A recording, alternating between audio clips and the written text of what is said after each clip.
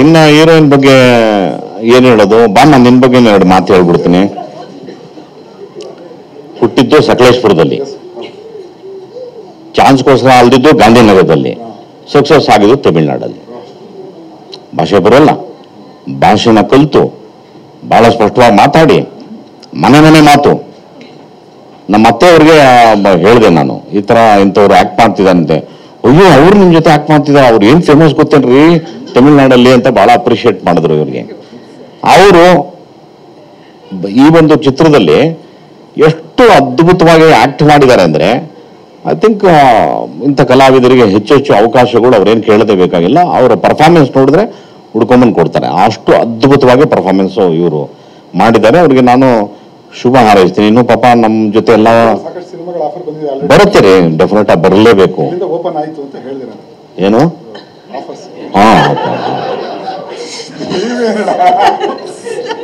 ನೀನ್ ಬಾಳ ಕೆಟ್ಟವಳು ಕಣೆ.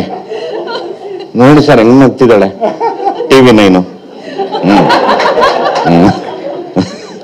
ಹಾಗೆ ಅದ್ಭುತ. ನಮ್ಮ ಜೊತೆ ತುಂಬಾ ಜನ ಕಲಾವಿದರು ಆಕ್ಟ್ ಮಾಡಿದ್ದಾರೆ. ಎಲ್ಲ ಹೊಸದಾಗಿರೋರು ನನ್ನ ಸ್ನೇಹಿತರು ಪಾತ್ರಗಳು ಮಾಡಿದ್ದಾರೆ. ಒಬ್ಬರು ಸಾಫ್ಟ್ವೇರ್ ಇಂಜಿನಿಯರ್ಸ್ಗಳು ಒಳ್ಳೊಳ್ಳೆ ಅವ್ರಿಗೇನೋ ಒಂದು ಕಲೆ ಅಂದ್ರೆ ತುಂಬಾ ಇಂಟ್ರೆಸ್ಟು. ಬರಲೇ ಇನ್ನೊಬ್ಬ ಇದ್ದಾನೆ ನೋಡ್ಬೇಕು, ಆ ಕಲಾ ಮಾಧ್ಯಮದವನಿಗೆ ಜೀವ ಇಡ್ತಾನೆ. ನಿಮ್ಗೆ ಗೊತ್ತಿಲ್ಲದೆ ಇರೋದಲ್ಲ, ನಂಗೆ ಗೊತ್ತಿದೆ ಬನ್ನಿ ಅಂತ ಹೇಳಿ ಎಲ್ಲ ಕರ್ಕೊಂಡೋಗಿ ತೋರಿಸ್ತಾನೆ. ಆ ಮಂಜುಳನ್ ಸಮಾಧಿ ತೋರಿಸ್ತಾನೆ. ಇವನು ಬಹಳ ಜಗಮಳ್ಳ ಸರ್ ಇವನು. ಚೆನ್ನಾಗಿ ಆಕ್ಟ್ ಮಾಡ್ತಾನೆ. ಇದರಲ್ಲಿ ನೆನಪು ಮಾಡ್ಕೊಡ್ರಿ, ಇವನು ಇದರಲ್ಲಿ ಎದ್ದೇಳು ಮಂಜುನಾಥನಲ್ಲಿ ಒಂದು ಫ್ರೇಮಿಂದ ಇನ್ನೊಂದು ಫ್ರೇಮ್ ಕರ್ಕೊಂಡೋಗಿ ನಾಮ ಹಾಕ್ತೀನಿ ನಾನು ಒಬ್ಬನಿಗೆ. ಇವನೇ ಅದು. ಇವನೇ ಆ ಪಾರ್ಟಿ. ಒಳ್ಳೆ ಕಲಾವಿದ. ಇವರೆಲ್ಲ ಪಾಪ ಎಲ್ಲ ವಿದ್ಯಾವಂತರು, ಇಲ್ಲ ಸಾಫ್ಟ್ವೇರ್ ಇಂಜಿನಿಯರ್ಸ್ಗಳು, ಅವರೆಲ್ಲರೂ ನನ್ನ ಜೊತೆ ಒಳ್ಳೆ ಪಾತ್ರಗಳನ್ನ ಮಾಡಿದ್ದಾರೆ. ಇನ್ನೊಬ್ಬ ಅವನೊಬ್ಬ, ಹೌದು, ಅವನು ಒಳ್ಳೆ ಎಲ್ಲದರಲ್ಲಿ ಒಳ್ಳೆ ಬಹಳ ಚೆನ್ನಾಗಿ ಆಕ್ಟ್ ಮಾಡಿದ್ದಾರೆ ಹುಡುಗರು. ಹೌದು, ನೈಟ್ ಟೈಮ್ ತುಂಬಾ ಚೆನ್ನಾಗಿ ಡ್ಯಾನ್ಸ್ ಮಾಡ್ತಾರಂತ. Is also wonderful. ಇದ್ರೊಳಗಡೆ ನಾನು ನಮ್ಮ ಕ್ಯಾಮರಾಮನ್ನ ಬಿಡಂಗಿಲ್ಲ. ಲವ್ಲಿ ಫಿಲ್ಮ್ ಕರಿಬೋದಲ್ಲ? ಎಲ್ಲಿದ್ದಾರೆ ಅವರು? ಇಲ್ಲ ಮಾತ್ರ ಬರೋ ಬಾಲಿ. ಬಹಳ ಅದ್ಭುತವಾದ ಕ್ಯಾಮರಾಮನ್ ಅವನು. ಈತ ಅವನ ಕೈ ಚಳಕ ಹೆಂಗಿದೆ ಅಂತ ಅಂದ್ರೆ, ಒಬ್ಬ ಕಲಾವಿದರಿಗೆ ಗುರು ಮತ್ತೆ ಅವರಿಬ್ರು ಸೇರ್ಕೊಂಡ್ರು ಅಂದ್ರೆ ನೋ ರಿಸ್ಕ್. ಎಲ್ಲೂ ಕೂಡ ಕ್ಯಾಮ್ರಾ ಓಡಾಟ ಇಲ್ಲ. ಅದೆಲ್ಲಿರುತ್ತೆ ಅಲ್ಲಿರುತ್ತೆ. ಮುಂದಿನ ಕೆಲಸ ಅದು ಆಟ ಆಡುತ್ತೆ.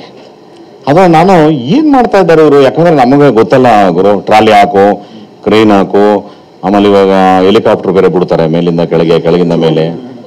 ಇದೆಲ್ಲ ಏನು ಇಲ್ವಲ್ಲ ಏನು ಅಂತ. ಬಟ್ ನನಗೆ ಔಟ್ಪುಟ್ ನಾನು ನೋಡಿದಾಗ ನಾನು ನಿಮ್ಮಿಬ್ಬರನ್ನ ಬಹಳ ಅಪ್ರಿಷಿಯೇಟ್ ಮಾಡ್ಕೊಂಡೆ.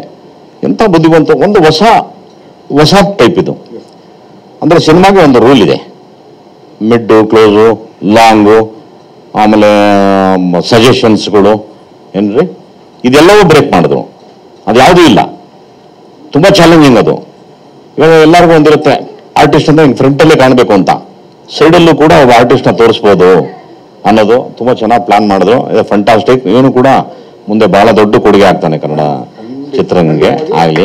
ಇನ್ನು ಮ್ಯೂಸಿಕ್ ಡೈರೆಕ್ಟರ್ ಬಗ್ಗೆ ನಾನೇನು ಹೇಳೋದು, ನಿಮ್ಮಿಬ್ಬರು ಕಾಂಬಿನೇಷನ್ನು, ಅನುಪುಂದು ನಿಮ್ಮದು ಕಾಂಬಿನೇಷನ್ನು ನನ್ನನ್ನು ಫೇಮಸ್ ಮಾಡಿದ್ರಿ ನೀವು. ನಿಮ್ಮ ಎರಡು, ಹೌದಪ್ಪ, ಅದೇ ಎರಡನ್ನೂ ಕೂಡ ಅವನು ನಮ್ಮ ಜೊತೆ ಅವನು ಆರಂಭ ಮಾಡಿ, ಆತ ಒಳ್ಳೆ ಹಾಡುಗಾರ. ಅವನದೇನು ಗಂಟ್ಲು ಯಾವನಿಗೂ ಅರ್ಥವೇ ಆಗೋದಿಲ್ಲ. ಅಲ್ಲಿವರೆಗೆ ಆಡ್ತಾನೆ, ಆಗೋದಿಲ್ಲ ಆಡೋಕ್ಕೆ, ದೇವರಣೆಗಾಗಲ್ಲ. ಅದಕ್ಕೊಂದು ರೇಂಜ್ ಇರುತ್ತೆ. ಸೊ ಅದು ಆರೋಹಣ ಅವರೋಹಣ ಎಲ್ಲ ಭಾಳ ಈಸಿ, ನೀರು ಕುಡ್ದಂಗೆ. ಆ್ಯಂಡ್ ಭಾಳ ಚೆನ್ನಾಗಿ ಮ್ಯೂಸಿಕ್ ಮಾಡ್ತಾರೆ. ಆ್ಯಂಡ್ ಸೆಂಟಿಮೆಂಟ್, ಯಾವ ಪಿಕ್ಚರ್ ಆತ ಮಾಡಿದಾನೆ ಎಲ್ಲವೂ ಸಕ್ಸಸ್ಸು, ಹಾಡು ಸಕ್ಸಸ್ಸು ಅಂತ. This is my combination. ಈಗ ಪ್ರೊಡ್ಯೂಸರ್ ಬಗ್ಗೆ ಹೇಳೋಣ. ಯಾಕೋ ಹಿಂದ್ಗಡೆ ಹೋಗಿದೆ? ನಾನು ಯಾವಾಗೂ ಕೋಮಲ್ ಮನೇಲಿ ಇತ್ತು, ನಾನು ನೋಡ್ತಾ ಇದ್ದೆ. ಕೋಮಲನ ಜೊತೆ ಭಾಳ ಆತ್ಮೀಯವಾಗಿ ಅವ್ರ ಸಿನಿಮಾಗಳೆಲ್ಲ ಮಾಡೋರು. ಆದರೆ ನನ್ನ ಮಾತ್ರ ಕಳ್ಳ ನೋಡ್ದಂಗೆ ನೋಡೋದು. ನಾನೇನು ಅಕಸ್ಮಾತ್ ಮನೆಗೆ ಹೋದ್ರೆ ನಾನು ಹಿಂಗೆ ನೋಡ್ತಾ ಇದ್ದೆ, ಯಾಕೆ ಈ ಥರ ನೋಡ್ತಾನೆ, ನನಗೆ ಏನಾದ್ರು ಸಿಟ್ಟಿದೆ ಅವನು ನನ್ನ ಮೇಲೆ ಅಂತ. ಆಮೇಲೆ ನನಗೆ ಗೊತ್ತಾಗಿದ್ದು ಅವನ ಜೀವನದಲ್ಲಿ ಅವನ ಹುಡುಗಿ ನೋಡೋದು ಹಂಗೆ ಅಂತೆ. ಆ ಥರ ಕ್ಯಾರೆಕ್ಟ್ರು ಒಂದು.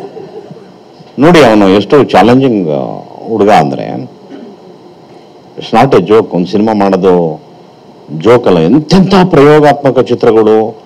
ರಮೇಶ್ ಅರವಿಂದ್ ಅವ್ರದ್ದು ಎಂಥ ಬ್ಯೂಟಿಫುಲ್ ಪಿಕ್ಚರ್ ಮಾಡ್ದ. ಆಮೇಲೆ ದರ್ಶನ್ ಅವ್ರ ಕಾಂಬಿನೇಷನಲ್ಲಿ ದೇವರಾಜ್ ಅವ್ರ ಮಗ ಆತನ ಜೊತೆ ಪಿಕ್ಚರ್ ಮಾಡ್ದ. ಮಾನ್ಸೂನ್ ರಾಗ ಭಾಳ ಫಂಟಾಸ್ಟಿಕ್ ಪಿಕ್ಚರ್ ಮಾಡ್ದ. ಇದನ್ನು ಮಾಡ್ತಿದ್ದ. ನಾನು ಫಸ್ಟ್ ಒಂದು ಬಂದಾಗ ನಂಗೆ ಡೌಟ್ ಹೊಡೀತು. ಏನಕ್ಕೆ ಅಂದರೆ, ನಾನು ಸ್ವಲ್ಪ ಅಪಾರ್ಥ ಮಾಡ್ಕೋಬೇಡಿ, ಪ್ರೊಡ್ಯೂಸರ್ ಬಿಗಿ ಆಗಿದ್ದಾನ ಅಂತ ನೋಡ್ತೀನಿ. ಸ್ಟಾರ್ಟ್ ಕ್ಯಾಮ್ರಾ ಆ್ಯಕ್ಷನ್ ಅಂದ್ಬಿಟ್ಟು 3ನೇ ದಿನಕ್ಕೆ ಎಲ್ಲೋದ್ರು ಅಂತಂದರೆ, ಸಾರ್ ಫೈನಾನ್ಸ್ ಇಲ್ಲ ಸಾರ್, ನಿಂತೋಯ್ತು ಪಿಕ್ಚರ್ ಅಂದ್ಬಿಟ್ರೆ ತುಂಬ ದೊಡ್ಡ ಇನ್ಸಲ್ಟು ನಮಗೆ ಅದೊಂದು I am very thankful for Kannada industry. ನನ್ನ ಕೆರಿಯರಲ್ಲಿ ಒಂದು ಸಿನಿಮಾ ಇದುವರೆಗೂ ನಿಂತಿಲ್ಲ, ಆಮೇಲೆ ರಿಲೀಸ್ ಆಗದೆ ಡಬ್ದಲ್ಲಿಲ್ಲ. It is a beauty.